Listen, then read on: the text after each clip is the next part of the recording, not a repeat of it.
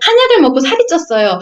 이런 분들 되게 많아요. 그래서 내가 원래 옛날에는 살 그렇게 안 쪘었는데 어느 날 이 몸이 허해지는 것 같아서 이것을 개선할 한약을 먹고 갑자기 식욕이 땡겨서 살이 쪘다. 이런 분들 되게 많거든요.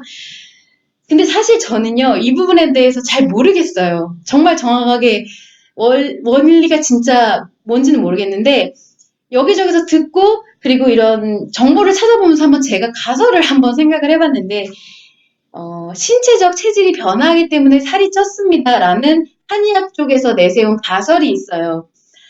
그런데 이게 만약 진짜라고 하면, 저는 잘 모르겠지만, 진짜라고 하면은, 충분히 가능합니다.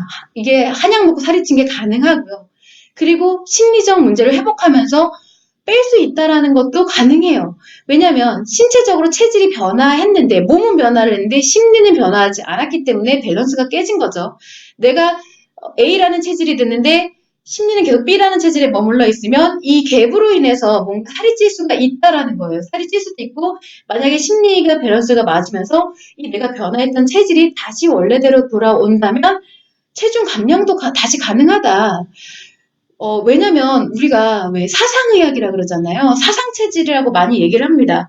뭐 태음인, 소음인, 태양인, 소양인 막 이런 것들 있잖아요. 네 가지로 하면서 이 사상체질이 재밌는 점이 뭐냐면 거기에 따른 체형을 논해요. 그쵸? 뭐 잘은 모르겠는데 뭐 태음인인가 뭐 골격이 크고 뭐 소음인은 골격이 좀 작고 뭐 이런 얘기를 하는데 상하체에 대한 것들이 나오고 거기에 뒤따르는 게 뭐냐면 성격 얘기가 나와요.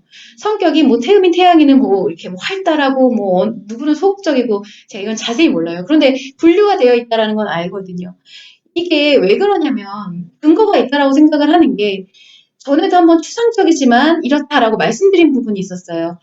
결국 몸은 이 마음을 담는, 마음을 보호하다 보니까 마음에 의해서 변화하고 마음에 따라서 외형이 만들어지기 때문에 그래요.